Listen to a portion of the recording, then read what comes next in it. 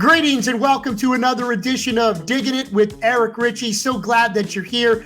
We've got a lot to talk about as we inch closer and closer to the AVP New Orleans Open that comes to Coconut Beach in Kenner on April 14th. Again, we're loaded on the beach volleyball guest list. We're going to start with the tandem that comes here, the site of their first win together 2 years ago in the AVP Next Tour, talking about Metairie and New Orleans' own Evan Cory back together again with Logan Weber. They're in Brazil getting ready for another international event. We're going to go to Brazil in just a moment and bring them in. They'll explain more about what's going on down there and why they're in South America. Also, Jason Dibelius. Yes, he is the podcast The Optimist. He is the host. He's the producer. He is the man behind it. He's a coach. He's a former VSN commentator as well. Jason Dibelius, he has personality and knowledge plus in beach volleyball. We're going to bring him on, talk a little bit about Jason's background,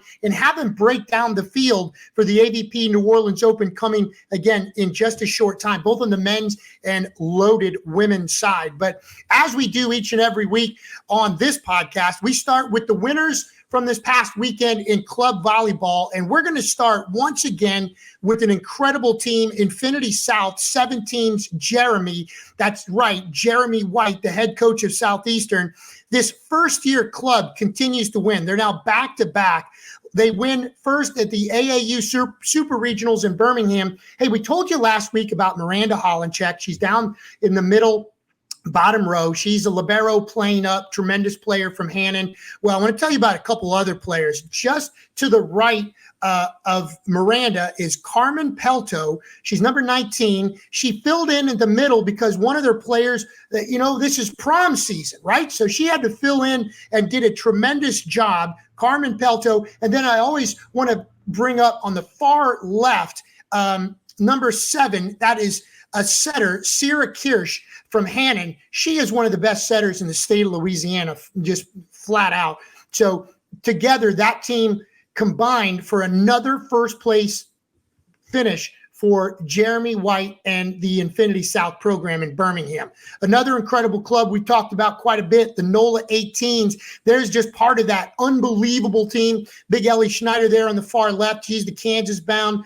Speaking of Hannon, right there is Boniface. And then in the middle, that's Nola Savan. She's the libero from Mount Carmel. Gabby Marcella also on that team, the setter from Dominican back from injury. Well, they finished second at Big South in Atlanta. That is an impressive feat in a national qualifier. Some unbelievable players at that tournament. And again, I don't know all the players on NOLA 18s, but the ones I do certainly just studs all the way around. Okay, let's talk about Cajun Elite. The 16s and Gary, they take first place in Dallas at the Lone Star event. That's the club division. They won, and to tell you about it, they beat the Acadiana Juniors, of course, coached by Keith Leon of Westminster Christian. That was a rematch from Block Party the week before in Baton Rouge. It was actually Gonzalez those two teams met. Coach Gary's team was on the short end of a 37-35 first set. It was amazing. Well, they get revenge, and they go all the way to win a first place in Dallas at Lone Star in the club division. Congratulations to that team. Then Rise, they go from Thibodeau to Foley, and they clean house. 3 gold medals at the beach tournament there. It was actually the Beach Fest tournament. They win in the 12 division. Then in the 15s, I want to show you Coach Jalen Sanders on the right. Okay, Sanders, you're thinking Thibodeau, Sanders. Scott Sanders, that's his dad, the former Major League Baseball pitcher, tremendous pitcher. And he's the brother of Cam Sanders, former LSU pitcher, great relief pitcher, almost made the Cubs team this year out of spring training. He's in the AAA affiliate for the Cubs, but that's Jalen, who was an unbelievable athlete in his own right, is a great setter in college, and is obviously a great coach in his first year as the head coach. He takes a first place in the 15s and in the 16s, once again, back-to-back. Cooey Fletcher's team, undefeated in their last 2 tournaments, now 13-0 in the last 2 weeks. Another first-place finish. That's my daughter on the far right at the bottom, Emma Richey. She had 111 assists, 19 aces. I want to tell you about 2 of the girls in the upper left. in the top row. That's MA is what we call her. Her name is Mary Alice Doman from Berwick High School, a tremendous outside. She had her second consecutive awesome tournament. Also, Kenley Sebo, she's right next to MA. You know, I told you Emma had 19 aces. Sebo had multiple in the 20s, maybe 30 aces in 6 matches. She was excellent. Olivia Besson there in the middle as well. Always want to point her out, is a tremendous libero, also played outstanding. One more to get to before we get to our guest. We're going to go to the beach this time, and this time that's Macy Moore and Laurel Cassidy. They take first place in the 16 division at the Gulf Shores. It was a dual qualifier, right? They qualified for both AVP Nationals and P1440. Both of these girls, you know, I know Laurel's only 15 years old from Parkview Baptist High School. They also competed in the Open Women's Division at the AVP tournament there in Gulf Shores, finished 13th. Macy Moore out of Gulf Shores, and of course, Laurel Cassidy in the Baton Rouge area from Parkview Baptist. 2 names to watch for, certainly, as they develop and progress on the beach volleyball scene. All right, so there you go. That's our winners this week locally in both club and beach volleyball. So from our local winners on the club and even beach scene, we head to beach volleyball, and this is as far as this podcast has ever gone. We're headed to Brazil, and we're bringing in our good friends Evan Cory and Logan Weber, who are getting ready for the AVP New Orleans Open that comes to Coconut Beach in Kenner April 14th. Let's go ahead and check those guys out. Busy getting ready to get back on the beach and training. There they are, Evan in the red, Logan on the right. What is happening, fellas? Welcome to Diggin' It. Ooh, how are you? We're great. We're great. It's first of all, it's great to see you. It's great to see you guys back together. I love seeing that. First of all, tell us what you're doing in Brazil and when you're coming back to New Orleans. Yeah, so we're here this is our 3rd tournament of Olympic qualifying out here in Brazil. So it's the FIVB Tour representing Team USA, and we're in our 3rd tournament of Olympic qualifying. And then we get back to New Orleans pretty much after we're done here. Our flight is straight from Itapema to NOLA. So tell us this 3rd event that you're taking place in the international level down there in Brazil. Tell us about the setup of that one.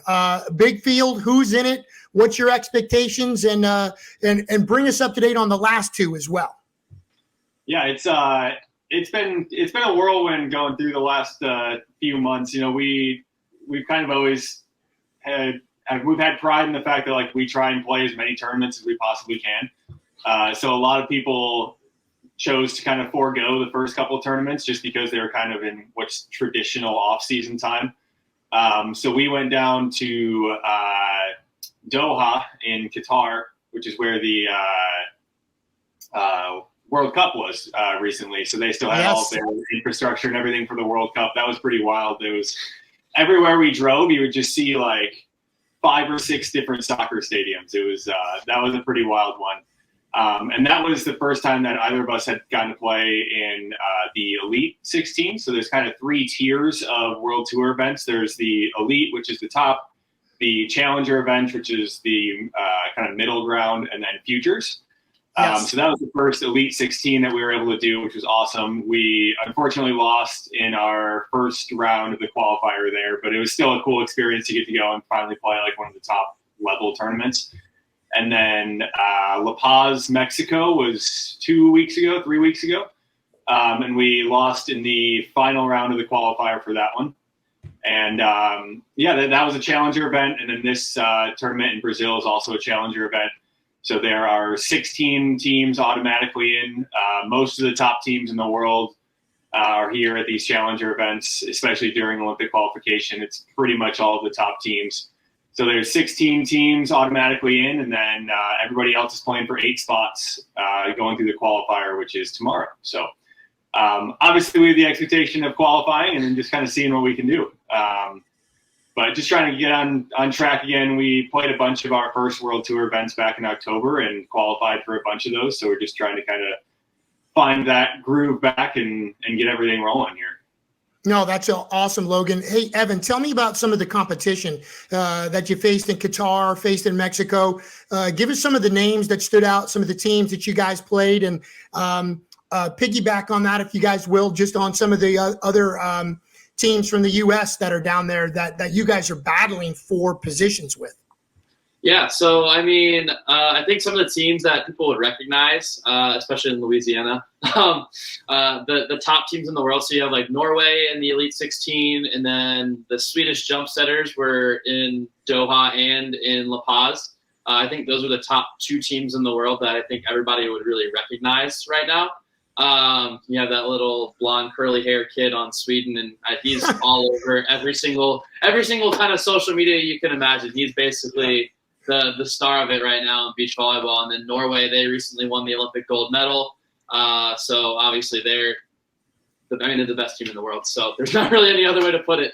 And then here, I mean, Brazil is one of the top countries in the world for beach volleyball on the men's and women's side. So the women's side will have a stacked field as well.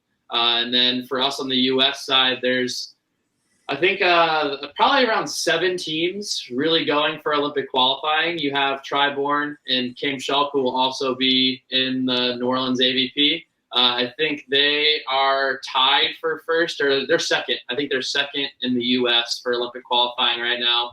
The top team for the U.S. right now is Trevor Crabb and Theo Brunner.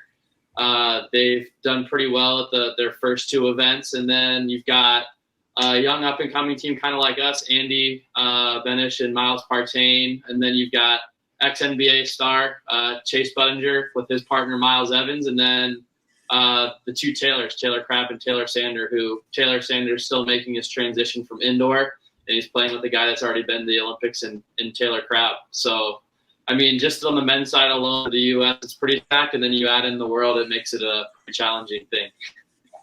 No, that's awesome. Thanks for setting the table for us. And let's talk about and show you some video that never gets old to either one of you. That was from 2021 when the AVP Tour stopped in New Orleans, Coconut Beach. You guys win first place. You know, that was just an unbelievable emotional event, obviously, for you, Evan. You know, that's your home course. That's where everything started for you. And Logan also winning first place in an event like that against the competition you did. I mean, what was the feeling like? And I guess what's the feeling like as you get ready to come back to New Orleans? Yeah, I think for me, it was just an awesome event. I love this video. It was just an awesome event because not only obviously everything for Evan being in New Orleans, but it was also the first big tournament back after all of the cancellations with COVID. And it was just really nice, I think, for the both of us to kind of have that like immediate satisfaction of being able to know that we put in enough work during COVID to come back as a much better team and much better players than we were before COVID. And that was kind of my strategy through that whole time was like, I'm just going to keep playing as much volleyball as possible and try and get better. I think it was awesome to kind of have that experience right off the bat. And the funny thing is that we had played a few other tournaments together leading into that event. And we had gotten some fits, and it just seems like we couldn't quite get over the hump. And then, honestly, if we didn't have that success, I'm not sure if we would have continued playing. I think that's an honest thing to say. I'm not sure if we would have kept playing together after that or not. But luckily, we played that event together, and then we ended up winning, I think, the next 4 AVP Next Gold Series after that. Yes. So it really kind of kickstarted everything that like we were able to do as a team. Yeah. And yeah, obviously this caliber coming back to New Orleans for, you know, not an AVP Next, but like a legitimate AVP event. Yes. We did it separately last year. And it's just, it'll be awesome to be there and kind of recapture that moment, hopefully. This will be the first AVP event that Evan and I have played together since the end of 2021. Yeah. Because we haven't played last year we didn't play any AVP events. We've just been playing World Tour events. And there's definitely there's just a different kind of vibe when you go to AVP events versus these World Tour events. And you can have a lot more fun. You can kind of enjoy yourself. You can play with the crowd a little bit more. You can talk some trash more than other people. Nice. You know, more than you can on the World Tour. So, yeah, really looking forward to it and looking forward to a whole week for me spent in New Orleans and getting to eat all the good food again. Evan, coming back home, I'm sure, speaking of food, everybody's got, hey, come over here for dinner, your parents, everybody wants. That's been the issue. It's too much good food. And I'm like, yo, I'm about to play a tournament. I can't eat all this good food until after. So that's been my big struggle. I've been like, hey, I got a crawfish bowl planned for Monday right after the tournament, hopefully a victory crawfish bowl. We got a family dinner planned for Monday night, so I'm hoping to eat all the good food, but right after the tournament's over. Good. Coming back to New Orleans, what's the feeling like for you, especially, a place – literally the place where you started playing beach volleyball. You used to watch your parents out there at Coconut Beach. Little Evan Cory starts playing, and now look at you, a stud with Logan Weber on the AVP playing international events. What's it like for you to come home? I mean, just you, even prep-sing and Logan can even see, I have goosebumps on my legs right now. But it's always so awesome to come back home. I mean, to be able to go play a professional event at 6 minutes from my doorstep back at home. I've literally timed it. That's how fast it takes to get from home to Coconut Beach. So being able to do that is really cool. Being able to actually have your friends and family there to support. You don't really get that opportunity as a professional athlete that often. So having everybody being able to go and see what you do on a daily basis and, just kind of be proud of you and for who you are, regardless of winning or losing. To them, it's really cool to be able to see that one of their own is a professional athlete is super, super gratifying. And then, I mean, playing in front of the New Orleans crowd is just the best. I think, I don't think the AVP has home field advantages, but if there was one, I think New Orleans would be the best home field advantage out of anybody on the tour because we are by far the rowdiest crowd. So everybody listening, you better get rowdy this weekend. Oh my gosh, I pity the people that play against you because I saw you guys on some of the side courts that year in 2021. I mean, it was rowdy. The guys that were playing against you, I mean, they were playing up with the crowd a little bit too. They understood, it was your hometown crowd. But man, you're right. That crowd, that Evan and Logan crowd is going to be intense. So be ready. Yeah. I'm just super, yeah. Okay, here's my question. So you guys play, together. I know, Logan, you're from Michigan. Obviously, Evan, you're from the Metairie and New Orleans area. You guys play, have success, and then, Logan, you just said it, you guys didn't play any events together on the AVP last season, and now you're back together. So give us that story. How did you guys kind of go apart last year in 2022, and how are you back together now in 23? Yeah, so I would say it was maybe the fall of 2021. It would have been, and the legend John Hyden, the elder statesman of the AVP, called me in October and basically told me that next season was going to be his last season playing, and he wanted to play with me. And at that point, I knew I couldn't pass up that chance to be able to learn from him and kind of grow as a player. Even though I had anticipated that maybe Evan and I would be able to win more games together, but just the opportunity to learn from somebody who's been playing that long was something that at that point I just couldn't pass up. Especially knowing in the back of my mind that Evan and I coming and playing back again together was always something that I kind of anticipated happening after that. So it was just an opportunity that I couldn't pass up. So I played with John in most of the AVPs last year. And then there was this string of World Tour events that came up in October, this past October. And so our reunion and coming back together kind of started a little bit earlier than I think we anticipated. But we did extremely well in those events. And it was nice to just kind of come off of that break. And, we were obviously always kind of planning to get back together, but it was nice to have that immediate success right after we started playing again together. That's awesome. Hey, listen, let me ask you guys both this question and pretend the other guy's not in the room, but I'm going to ask each of you to describe what type of player your partner is. So I'll start with you, Evan. Pretend Logan's not there. Pretend I've never seen Logan play. Pretend I don't know he's 6'9". Let me ask you, what type of a player is Logan Weber? What are his strengths? What the parts of the game that you have to help? Just overall, describe Logan Weber as a beach volleyball player.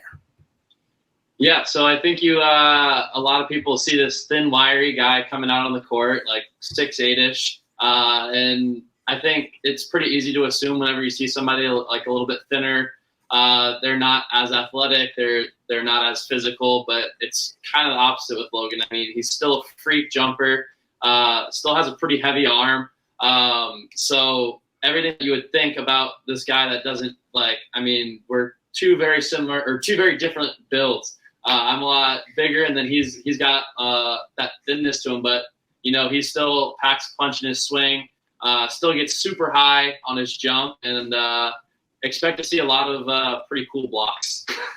Excellent. Okay, let's flip it. Logan, I gave you an inch there. I called you 6'9". I'm sure you'll take that. 6'8", 6'9". Sure. All right. Pretend we don't know anything about the lefty that wears the blue nose sunscreen and the hat backwards. We don't know this guy, Evan Cory. We want you to describe him to us. If we go out to Coconut Beach and check out AVP April 14th, who is this Evan Cory guy? What's he like? What kind of a player is he, Logan? I think one of the biggest things you'll see, especially once we get back on the AVP tour, is he's just not only one of the most entertaining players to watch, but he's also one of the more entertaining players to listen to. And Evan loves to get in the ear of the other team. And if there's an opposing crowd, he loves to get the crowd involved. But just a crazy all-around athlete. I always joked with Evan that I'm shocked he never played football because he is built like he would have been an all-state running back. He's just a bowling ball of a man. And no, but it's incredible the way he's able to generate speed on the ball, and he's just such a powerful jumper. You see some jumpers that are just like springy jumpers, and then there's other jumpers that's just like they can take one step into their jump and just fly. And I think that's one of the most impressive things about Evan. And I think the biggest thing people, especially if they watched us back in 2021, that they might notice is that this guy has actually been playing defense for a couple of years now. So instead of not digging any balls, he'll probably dig one or two in a match. His defense has come a long way, and I think that's something that people are going to notice from last year, definitely from 2 years ago. But yeah, just a really entertaining player to watch. So come out and cheer for that guy. And me, if you want. Both of you. I just got the line here from Vegas, and here it is. They said, if anybody on this show out of the three of us would be referred to as a bowling ball of a man, it was the odds in Vegas said 95% it would have been Richey, the bowling ball. But you meant Cory, like Evan Cory. When I see Evan Cory, I don't think bowling ball, right? You meant strength-wise, right? Hard coming at you. Yeah, compared to your average volleyball player, I would say. We've taken a poll also, and the odds actually, there's no odds anymore because the results are in. I'm the heaviest person on the AVP tour. Are you really? Yes. Weighing in at what? 207. 207, heaviest player in the men's AVP tour. That's impressive. Maybe you are a bowling ball of a man. Maybe I got that wrong. All right. Hey, let's show some video of this bowling ball working out so people can actually see him in action again if they're just tuning in. And there he is, getting the lefty done. Who's setting him? But that's his girlfriend, Savvy Simo. She's down in Brazil with you guys. Isn't that right, Evan? And she'll be playing with Tony Rodriguez, who we had on the show last week back in New Orleans. Yes, they're out getting there. They're working, they're prepping before the tournament, so they couldn't join us today. But, they're coming hot off the silver medal finish in La Paz. So definitely a team to look out for this week. And then also, in New Orleans, you're going to have a little bit of home cooking. Tony, obviously from Santa Ma, and we'll have some people there. And then New Orleans has kind of adopted Savvy as one of their own. She's come in. We've been dating for a year and a half now. She's gotten to meet a lot of the friends and family. And so expect the crowd to stick around. If we're not playing at the same time, that crowd's going to stick around, and they'll probably be just as loud for that team. No, that's awesome. And we got to see a little of that video of one of the side courts, and that crowd just follows you around, man. It is an impressive sight to see. All right, so let's talk about, boom, you're in Brazil at the international event. You're coming up here, hopefully Sunday. You'll be here for the New Orleans Open. Evan, I know that you have an event going on as well, and I want you to talk about that. Some of the things that a clinic, I believe, but you're giving back to the community. Tell us a little bit about the event that you have going on and how people can participate. Yeah, so for me and Logan and Savvy, we're all running a clinic at White Sands Beach Volleyball Complex, which is one of my sponsors. Appreciate them very much for giving me an opportunity to have a space to go and give back. We're running a free clinic there on Wednesday, April 12th from 4 to 6 p.m. for anybody under the age of 18, boys and girls. So one of the big things for me, and just in general, giving back to the juniors, but especially the boys and trying to grow the boys in the area has been huge for me. So I don't want to exclude them from the event, because it's huge for me to try and continue to grow the game in the area on the boys side. And then obviously working with Joey Keener, have done a great job of growing the girls game in the area, and just want to continue to give back in that way whenever I get the chance to. And then for local businesses, it's not just a juniors thing that's going on. A lot of the local businesses around the area are trying to give some money back. So our clinic is actually part of a nonprofit foundation called Play Fit.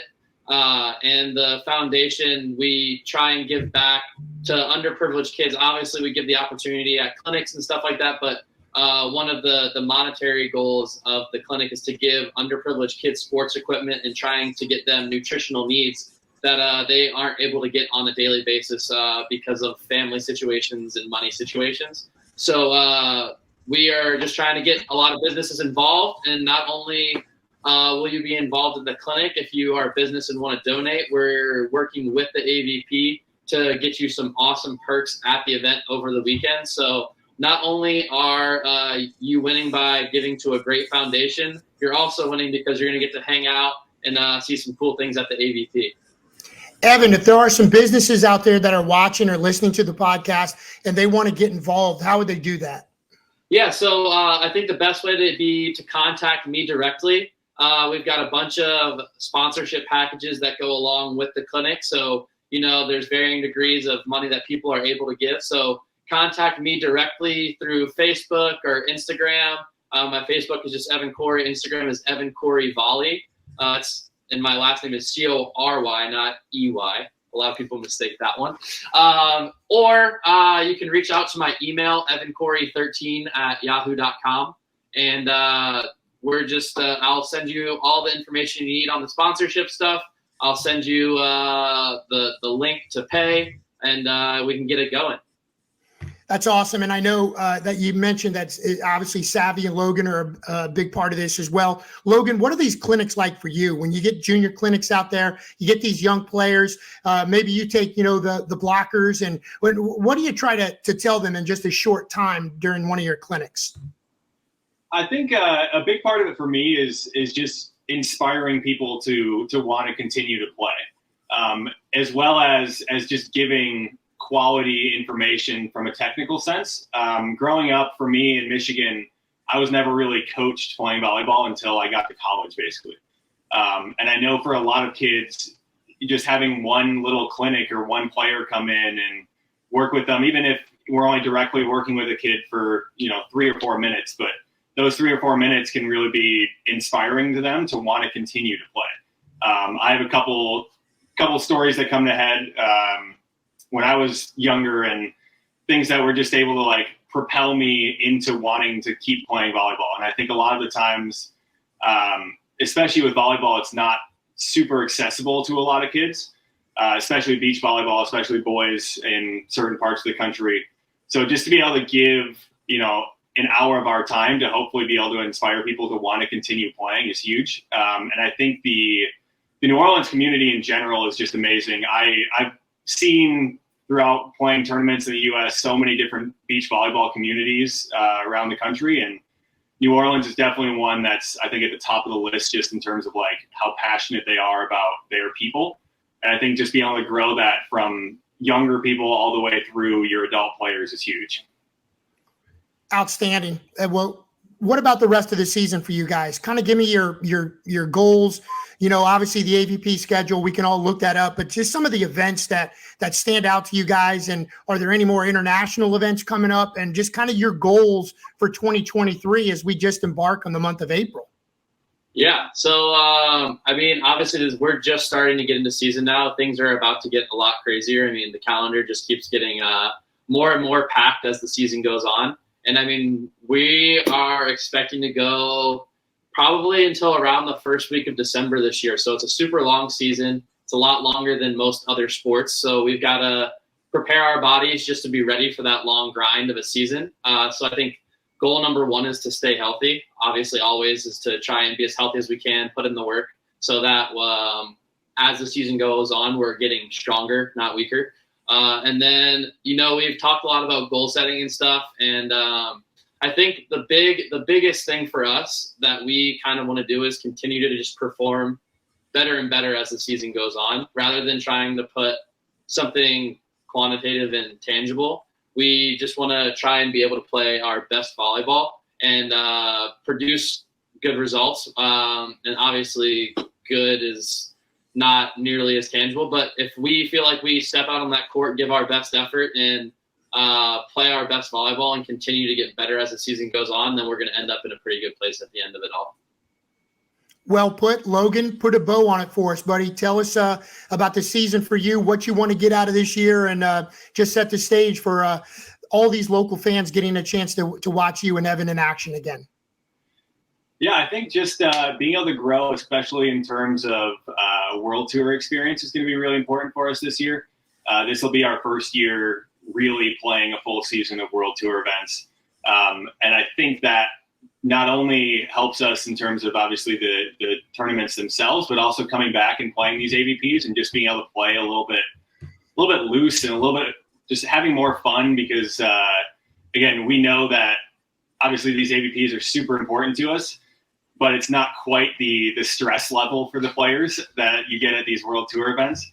And I think hopefully just being able to go out there and put on an awesome show for the fans, especially obviously next week in New Orleans, and being able to get people involved.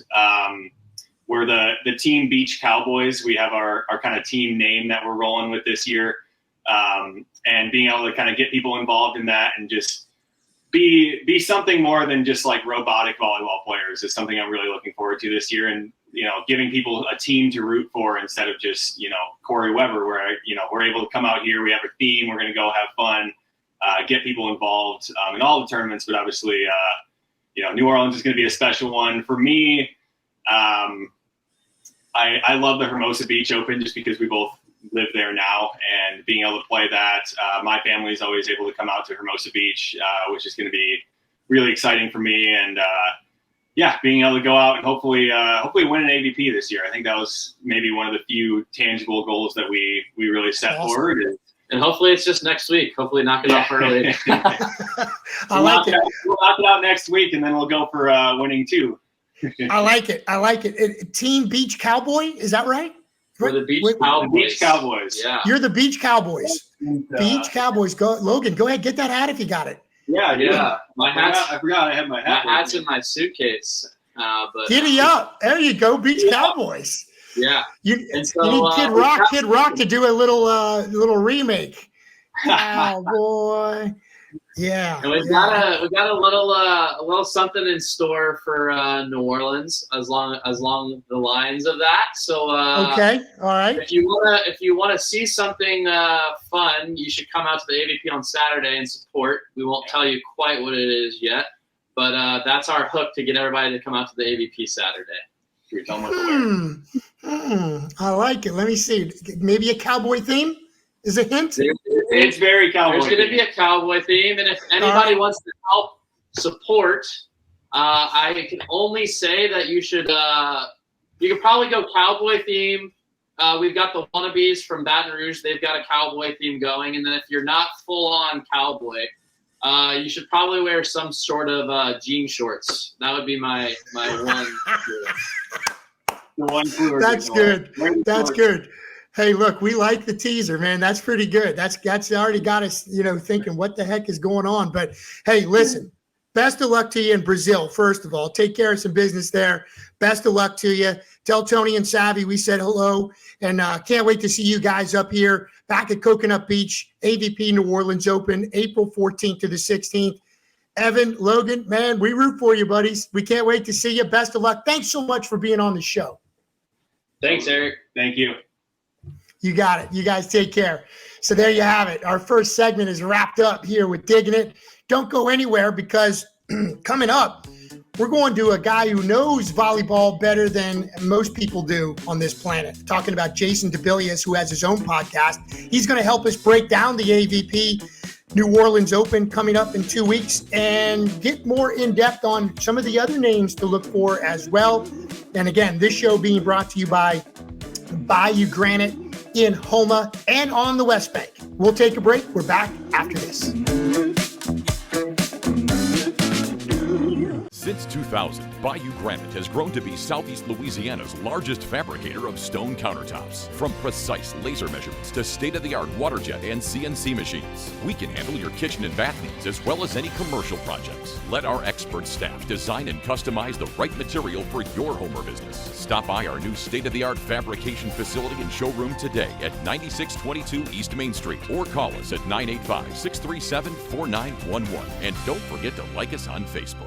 The Sports Pub and Grill in Destrehan has it all. A great place to watch the game, daily drink specials, and you won't believe the food. From our fresh 10-ounce burgers, fully loaded baked potatoes, and great salads too, like taco salad and grilled chicken. Need something to rinse it down with? How about one of our refreshing daiquiris? A great atmosphere for the whole family. Just a few miles west of the airport. The Sports Pub and Grill, 3001 Ormond Boulevard in Destrehan.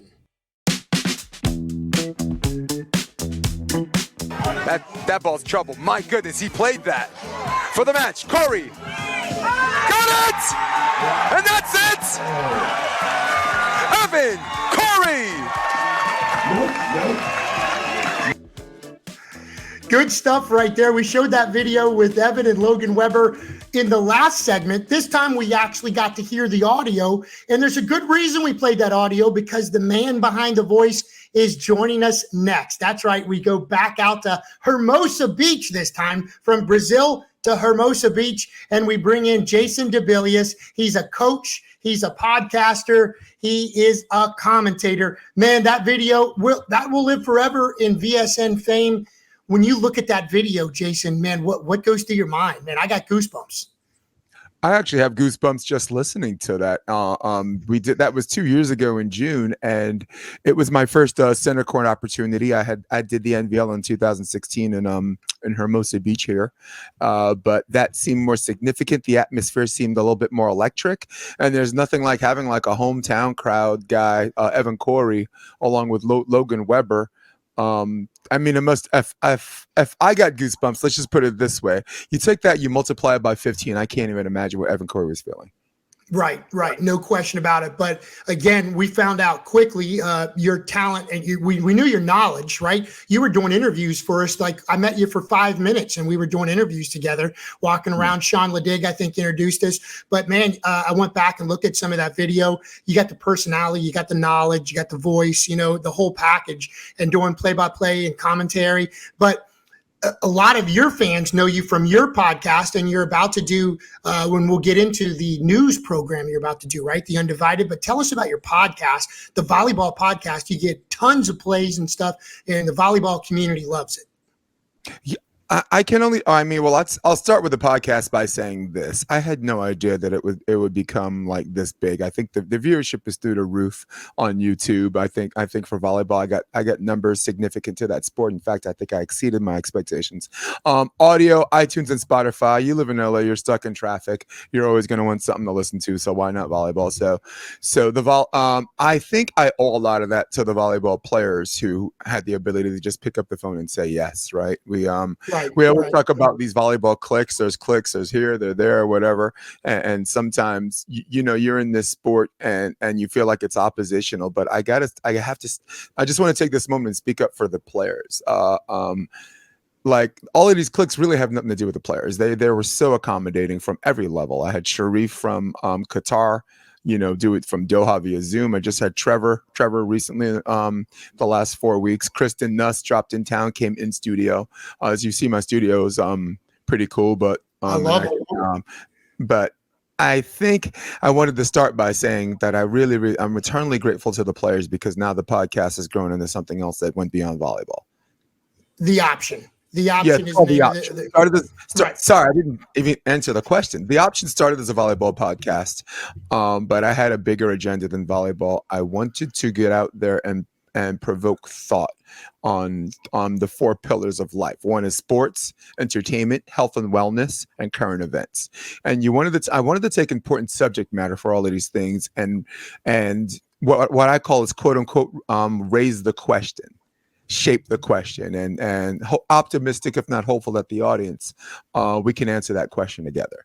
There are many outlets, news or whatever in sports, that feed you information, and basically they wind up telling you what you're supposed to hear, but that's not what the podcast is. I wanted to see if I can bring out the question that I'm posing, bring out the question that my audience is asking, and even the players, and let's take a chance and come up with the right answers. And I think the only way we can do that is we answer those things together, right? There's 2 ways you can do. You could have someone answer it for you and tell you what's good for you, or we can figure these things out together. And that's why I think the podcast has enjoyed a lot of success. No, and that's how I first knew about you. And then again, was introduced to you at the AVP Next New Orleans Open 2021. And you were doing play-by-play for us there. Atlantic City Open just a month later. And certainly respect and really, really admire what you've done in the volleyball broadcasting community. I guess with that said, our viewers may not know, your background. Tell us how it all started with you when you got bit by this volleyball bug. Oh, wow. Well, before I answer that, I'd like to say New Orleans was a significantly better venue than Atlantic City was. Atlantic City had just like last year, the previous year, 2 years ago, they've had hot sand issues. People were wearing sand socks, and Atlantic City was I don't want to use any bad words about that place. Well, I'll just say glass half full, that New Orleans was accommodating, was electric, and it had that Southern politeness that makes you really just want to move there. There's something that old school virtue of just good food and good human beings. Big up to you, big up to Sean Ledig. That's the kind of guy you want your daughter to date and your son not to fight. Exactly. Do not want to get in a brawl with Sean Ledig. Yeah, isn't that a great description though? The guy you want your daughter to date with your son not to fight.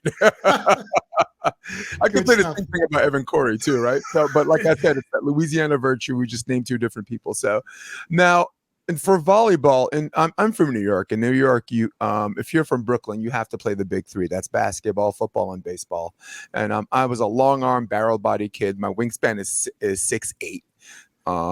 But then I kind of had a crush on this girl from the Dominican Republic in school, and she played volleyball, and just like every other dork, volleyball seemed easy enough. So I went on the court thinking that I can play, and then everybody's like, no, you can't do that. That's net. Can't do that. That's carry. Can't do that. That's a double.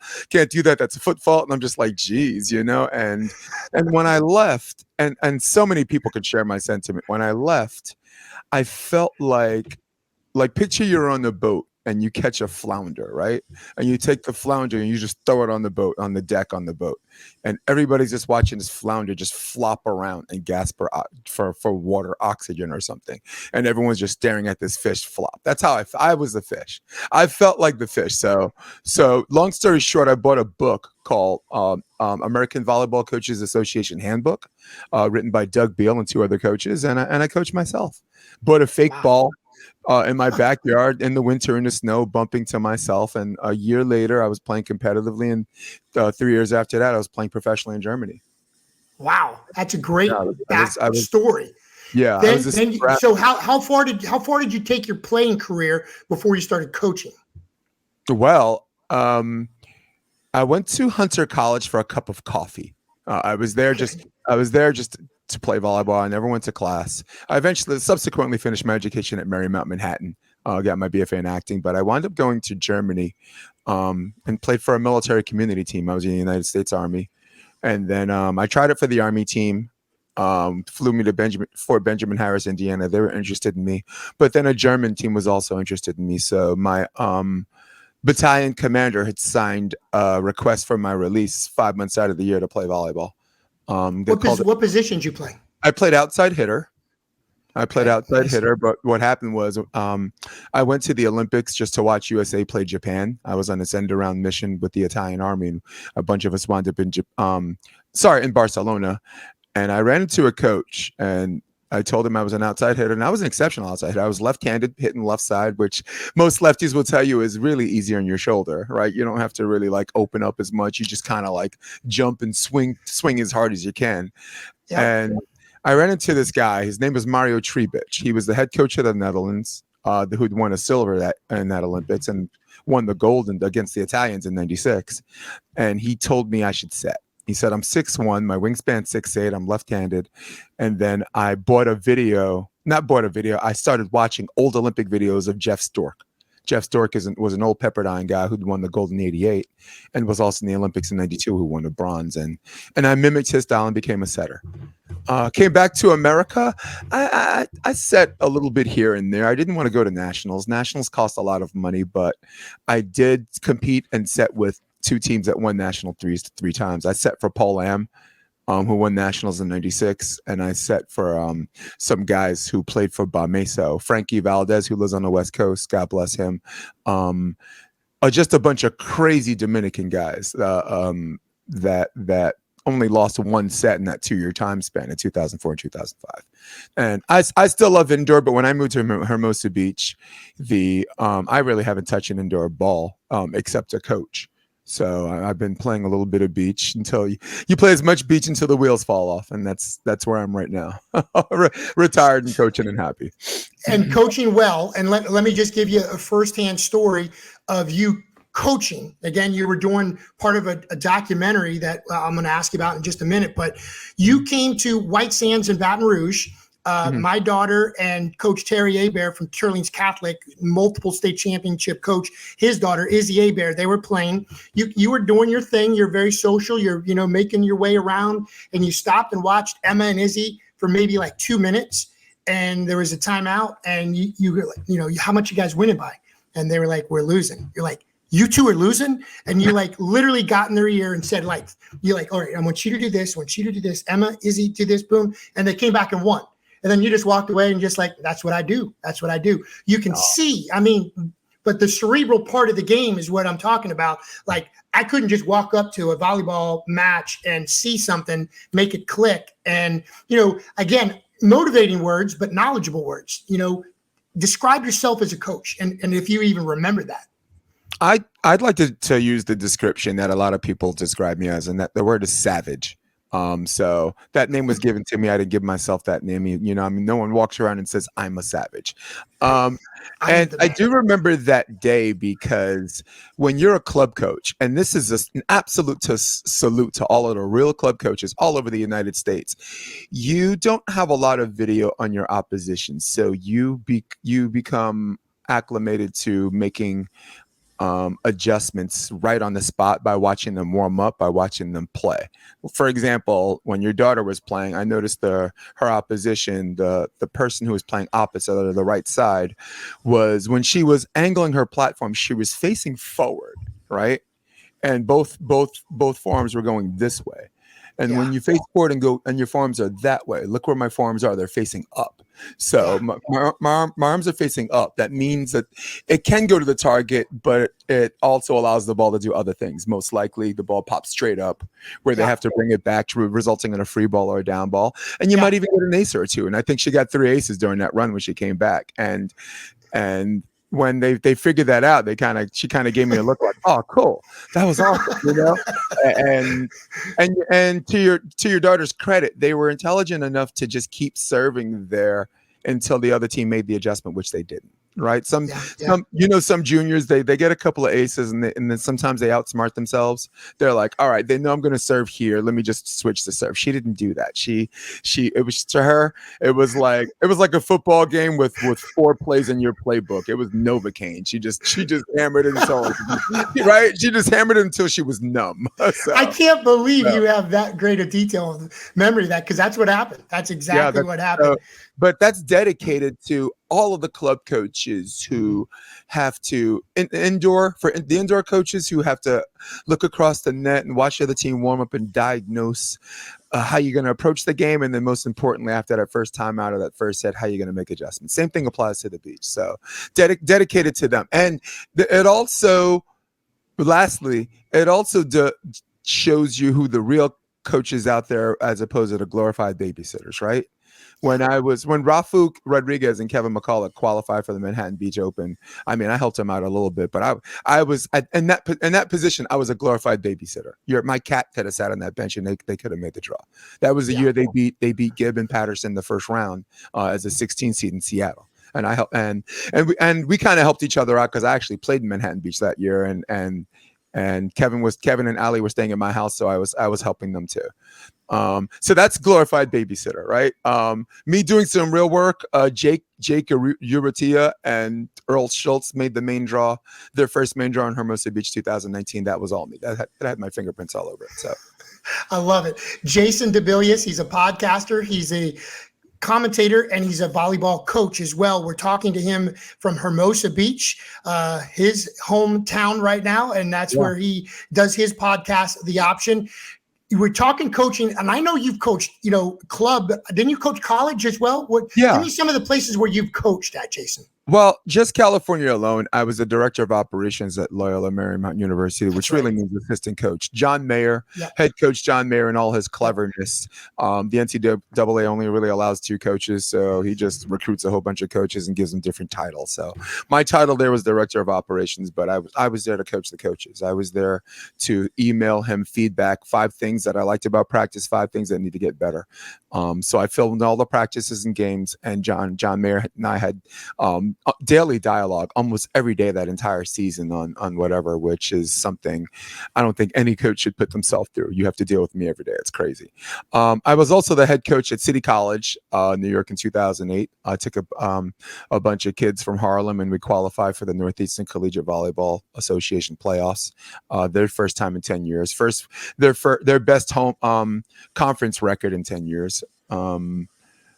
John Jay College, I was there as an interim head coach because I was moving to California in 2 months, and I did some pretty good things there. Their first home playoff game in the history of their program, their first winning season in 10 years, and we did some good things. New York City Tech, I built with Chi DiMaggio, New Orleans product. She lives in New Orleans.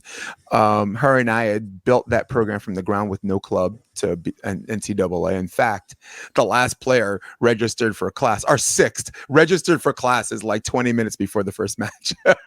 Oh my gosh. So I was like George Santos, I was an assistant at Baruch College who wiped the floor with Harvard. And no, I was an assistant at Baruch College from 2003 to 2006. They were last in the and they were last in the worst conference in the NCAA, and then eventually they won their conference, and then subsequently made the Final Four. So, lastly, Hunter High School, this academic kids school on the Upper East Side, 2014, 38-1 record, won the PSALs. Madison Square Garden gave me Coach of the Year for that. That was pretty fun. And lastly, in California, Evolution, Duncan Avery, program director, amazing human being. God bless that man. Duran Forbes, beach volleyball national events, you know something about because she holds the biggest recruiting showcase in the United States of America. She had a club called Endless Summer, and me, along with some other coaches, made them the first in recruitments per capita in 2019. Right now, a lot of those girls are Natalie Miskowski, UCLA, Eden McCoy, Tatiana, Ava Kay. Kaylee Jones is at Long Beach State. Leah Black is at Long Beach State. So Finley Rollins right now is going to be at UC Davis. So at the time we had a 19-person roster and we got 10 scholarships. So I will say this positively about myself. I'm not the best coach in the world, but I will say this: everywhere I go, people win. That's good. That's what you want out of a coach, right? Yeah. You want them to be respectful to your, your son or daughter, but you want them to win, and that's what you do. But do you see the level of caring too? Before we go down to the next thing, right? Some of these guys out there, they're paid to coach, but caring is free of charge, man. I care about the kids. I care about. No, you have to. You have to. Mm-hmm. Yep. No, that's great. All right. New Orleans Open Mhm. coming to Coconut Beach in Kenner, April 14th to the 16th. I don't know if you have the list of people that are going to be there, but the women's side, let's start there. Stacked, in a word, stacked. Yeah.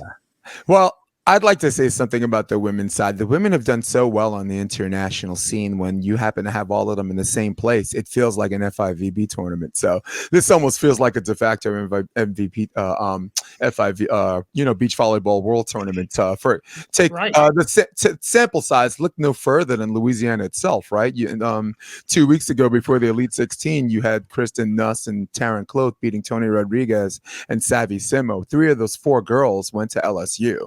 And I actually told some of my contemporaries here in Hermosa Beach, I said, maybe you guys should fly out there and train with them. Think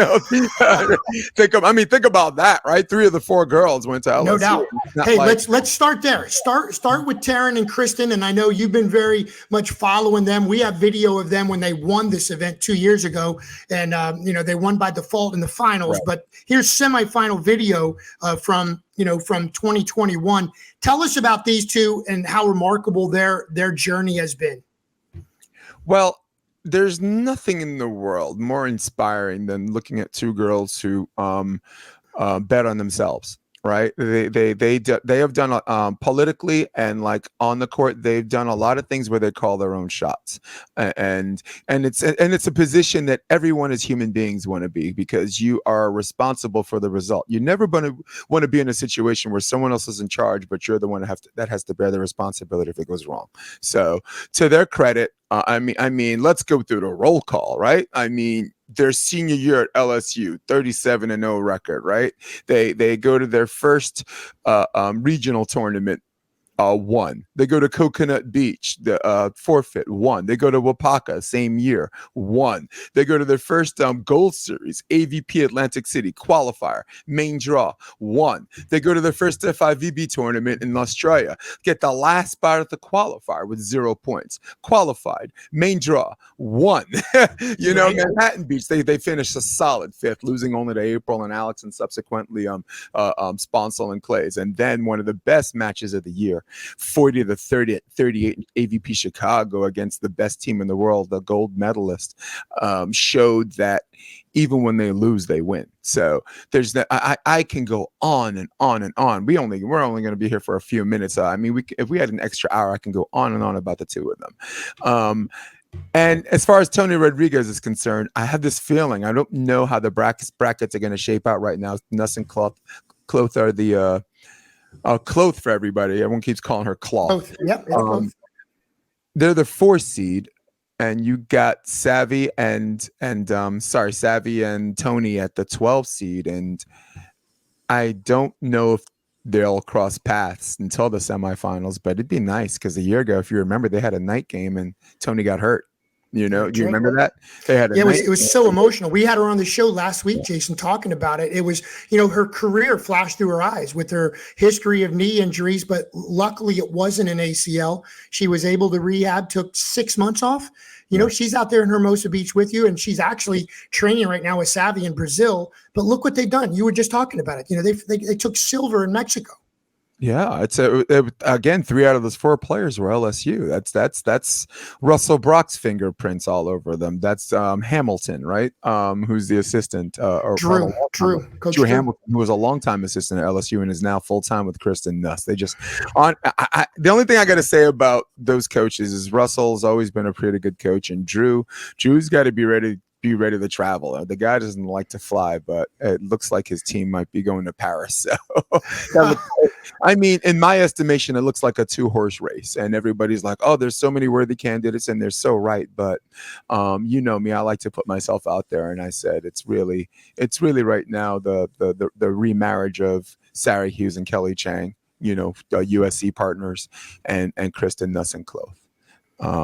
And last thing I'd like to say, I think the decision for Nuss and Cloth to not move to California and to train in the state-of-the-art facility where they have great coaching, where they have backing by the lieutenant governor, right, of the state of Louisiana. They're fully sponsored, if my understanding is correct. And I said it before, and I say it again. I think at some point, I think people need to fly out to Louisiana and train with them, because they're not, they got some ideas, and to their credit, as respectful as they are, they're not quick to share them. Hughes and Chang at the top of this list. As we go outside of the Louisiana players, you just talked about that. I mean, that's a story, and again, like it's an international Olympic feel when you look at this field on the women's side. Yep.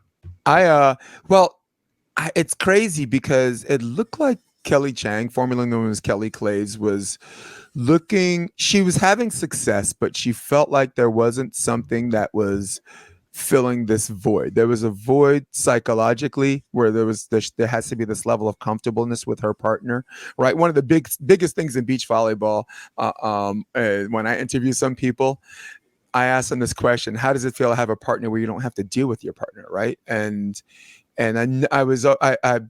I've been shy about having Kelly on the podcast and asking her that, because I wasn't really, my eye test said that there wasn't a heightened level of comfortability with anyone she's played with. And it seemed like the last person that she was comfortable with her partner and didn't have to deal with her partner was Sarah Hughes. You know what I'm saying? I'm not trying to cast any aspersions on anyone and say that anyone was like this big problem or this pariah. There were just chemistry issues, and sometimes you need to leave each other and go play with other people and then come back full circle. Then the honeymoon phase is back, and it's just big smiles, and it looks like those two at USC again. And lastly, I don't know if that what you were saying was segue to some of the other players like Brandy Wilkerson, Melissa, Humana Paredes, Betsy Flint plays well with everybody. Talk about a partner where you don't have to deal with your partner. She's so professional, right? She's in the finals in every tournament, domestic and internationally. And she's with Julia. Allowed me to introduce myself. My name is Scholes. Dun, dun, dun, dun. Sponsoring Cannon won her most of beats. Stockman plays well with everybody. Carly Can is going small ball with Zana Muno. Urango's been a finals machine. She's cracked the code. The Brazilians are still taking receipts. This is an amazing main draw. That's and we didn't even get to the men yet. That's just the women. Right. Let's go to the men, and we got Schalk and Byrne right there at the top. Look at the men's field. Tell the New Orleans people that are going to be coming out and watching this who they should watch for, who's hot right now, and maybe give us your take on both the men's and women's side as winners. All right. Now, you look at the men's field as far as star power is concerned, right? Everybody's like, looks kind of thin. Don't have the Taylor and Taylor. Don't have Trevor and Theo. Trevor and Theo, by the way, are the team I'm a fan of. That's the men's team that I follow. The women is Nuss and Cloth, and the men are those two, and Baranek, who are, whenever he gets back in the game.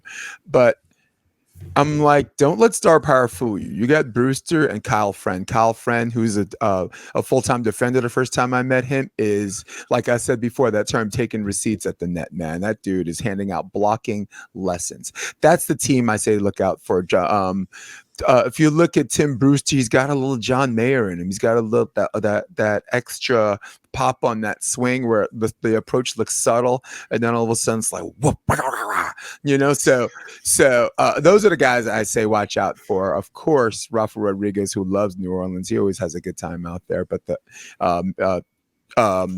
Jake Dietrich is playing with Tim Baumgren, so very curious who's going to block on that one. I haven't seen them train together yet. That's the one team I haven't seen train together. Hagen Smith, it's his time, son of St. John Smith, and he's playing with Bill Kolinsky. Both of those guys are kind of control freaks, so it's very, very interesting to see which one of them is going to give up control. I think Hagen is more interchangeable. Like in Eric, like in some of these relationships, there's no such thing as 50-50 control. There's always going to be 60-40 where one person has more control than the other. And if you notice Bill, it's always been him, and Hagen, it's always been him. So that's very interesting.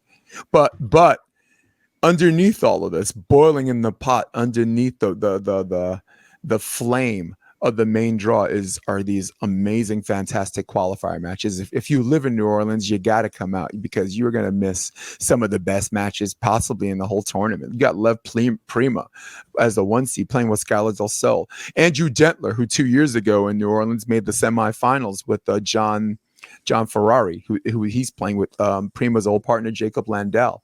I bring your attention to Adam Roberts, who's like the timeless wonder. I think he's been playing in the AVP since 2001. Here he is with Marty Lawrence again. They live in the Carolinas. Jake Urrutia, my dorky friend from New Jersey, the guy who I helped coach in the qualifier into the main draw with Earl Schultz, did some damage in Florida, upsetting I believe Andy Benesh and Billy Allen in the main draw. So Jake is a guy to watch out for. Did you see the viral video on him? I did not. I'm looking at some of the other guys. Yeah. I didn't see the video. Tell me about the video, and then I'll tell you the Travis and Phil I want to talk about too. So Jake gets a dig, and he thinks the dig is so far gone that he doesn't go after he didn't realize that his partner brought the play back. He didn't realize his partner brought the play back. So he walked off the court and his partner brought the play back and yelled at him, hey, hey, hey. And then he just snapped. I don't know. It's like he punched himself awake and then dived on the court and brought it back over. And yeah, it was crazy. I mean, I actually have it here, but. Well, you know what? We're recording the podcast, so for people that are watching it, we'll show it. Look at my Instagram page. I actually have the clip. I made sure. We'll do. But hey, a guy who does podcast as well, Travis Merriweather, right? He's going to be here, and then Phil Dahlhauser and his unbelievable career as well. Yeah. Well, Phil's playing with John Sutton. Yes. Oh, by the way. Yeah. Well, look, Phil's one of those guys in his career where everybody looks at like John Sutton and it's equivalent to like 50 Cent signing with G Unit. Everyone just goes, huh? You know, like the game said. Oh no, that was the game that signed with G Unit, and he said had people go, huh? In the form of the game. So, but you look at Phil. Phil has earned the right to play with whoever he wants. He should call you and play with you in Hermosa Beach, and everyone will be okay with it. The man has given so much to the sport, and he's won 3. If memory serves me correctly, Eric, I think he won 3 tournaments last year with 3 different partners. He won with Andy Benesh, the AVP Hitman for Hire. Benesh gets my Hitman for Hire award. If you need to jump out of a plane, your cat's stuck in a tree, call Eric. Then he played with Casey Patterson, which I wanted to see for a long time because they've been adversaries for so long. You really didn't get to see them play together, so I'm glad they made that happen. And then finished the last match of this tournament of the season with Taylor Crabb. So Phil can do whatever he wants. Travis, I really, really love the work. Travis is a real journalist. A lot of us are really just pretenders. Travis literally studied this. This is his art. This is his wheelhouse. This is his craft. I think the Sandcast is doing really, really well. It's the second most viewed volleyball podcast out there. Their star power is always going to be there. The conversations are organic. And as long as Travis is there, it comes from an honest place. So you got right, and he writes well too. Volleyball Mag, all those articles. He's there's no one writer. There's no one in the sport that writes better than him. The people from Volley Mag and other people that he's written for has said the same thing, and I'll say it here. He's breathed life. Yeah. Onto the paper or the or whatever the computer the screen, I guess. Right. He breathed life on the paper and the screen. He does. Good writer. He's done that. Yeah. But him and Tri are great. Tri's got great analytical. You really don't trust Tri by himself, right? To do that. You're right. Remember 2017, Tri was in Manhattan Beach by himself trying to call matches. He was like ball served. Out. All Tri needed was a play-by-play guy. That's it. He can break it down.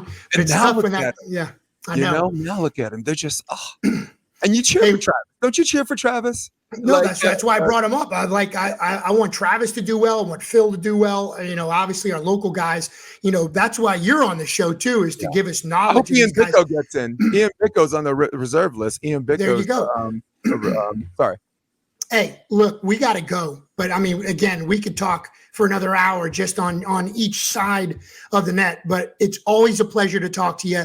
Honored to have you on the show. Continued success with your podcast. But before we let you go, I want you to tell everyone about what you and Wendy Jones and company have up your sleeve, and it's going to be released real soon.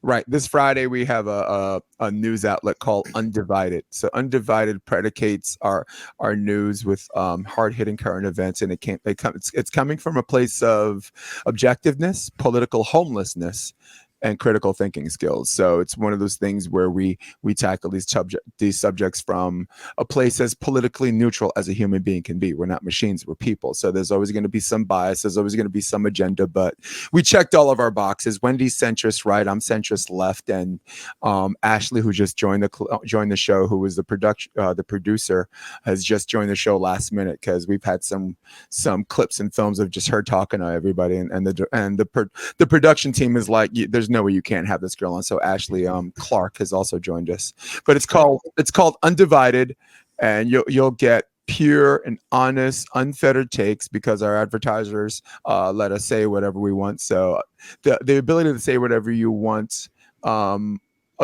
you trust those people because it comes from a more honest place, right? You look at some of these people, like Joe Rogan's like a pothead comedian, and people call him a conspiracy nut and say all these things, but when you ask the question, who do you trust more, right?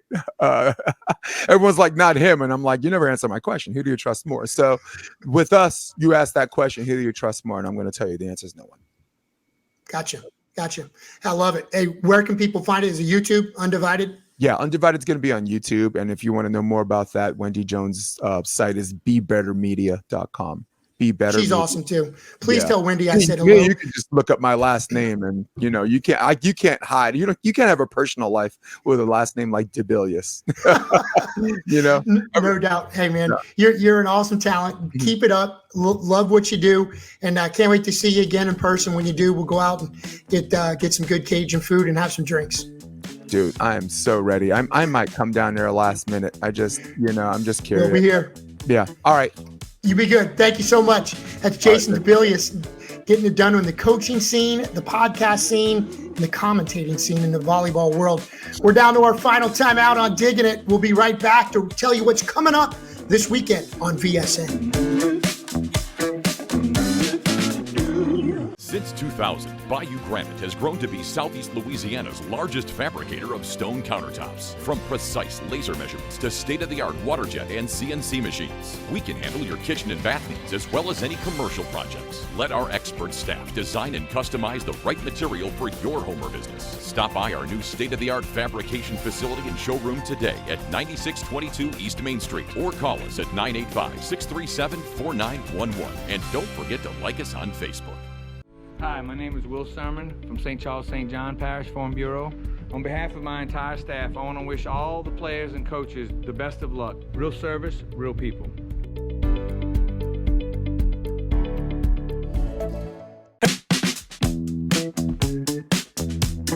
Want to close out Digging It this week with a special shout out to our sponsors. New sponsor alert, talking about Bayou Granite and our good friend John Sebo and his awesome team. Also now with a shop on the West Bank, Bayou Granite and Marble. You've seen their commercials throughout this podcast. They do a tremendous job, and want to thank John and company at Bayou Granite in Houma for stepping on board as a sponsor. Also, our longtime two sponsors, that is Farm Bureau St. John, St. Charles Parish, our good friend Will Sermon and his awesome staff there for all of your insurance needs. And then also always our good buddy and his sports pub and grill located very close to the headquarters of VSN in Destrehan, talking about Frank Catalano.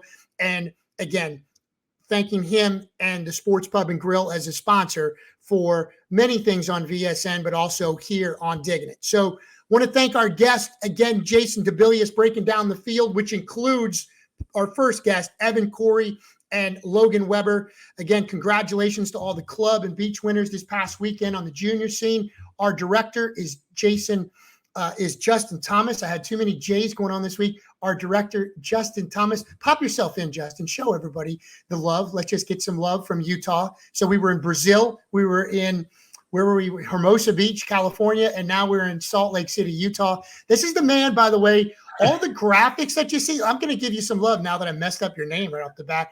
This guy and I have been working together for over a decade. We thought we were going to get our first Emmy, right, with the wrestling documentary on Paul Klein, A Quest for History. I don't know how that didn't even get nominated, but this guy, he edits all of our important stuff, our commercials, our graphics. When you go to VSN, Varsity Sports Now, whether it's the app or the website, and you look at all those cool matchup graphics, that's this guy. He edits this show. He's going to take everything, put the cool music on, the graphics. But not only is, he literally one of the most talented guys I've worked with in 30 plus years in the business, maybe the most cool person to work with, one of the nicest guys on the planet, Justin Thomas. Thank you so much for everything that you've done for not only me, but Varsity Sports Now as a whole. You are, our MVP. Thank you so much. You're absolutely welcome, Eric.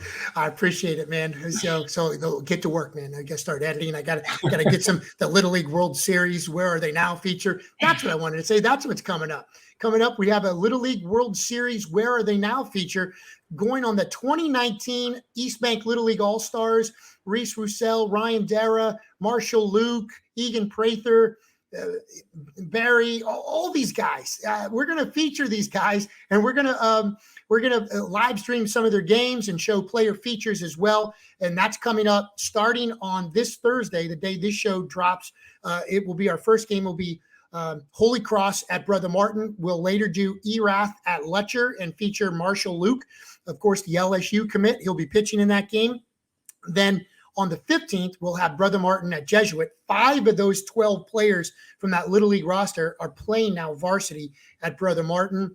They got Jesuit, Holy Cross, De La Salle, Curtis. We went and saw Jeffrey Curtis just the other day. Obviously, Holy Cross, we just said them, and Letcher. So going to feature those players as well and those teams. But for all of us, including Justin Thomas, I'm Eric Richey. Thanks so much for watching us here on Diggin' It.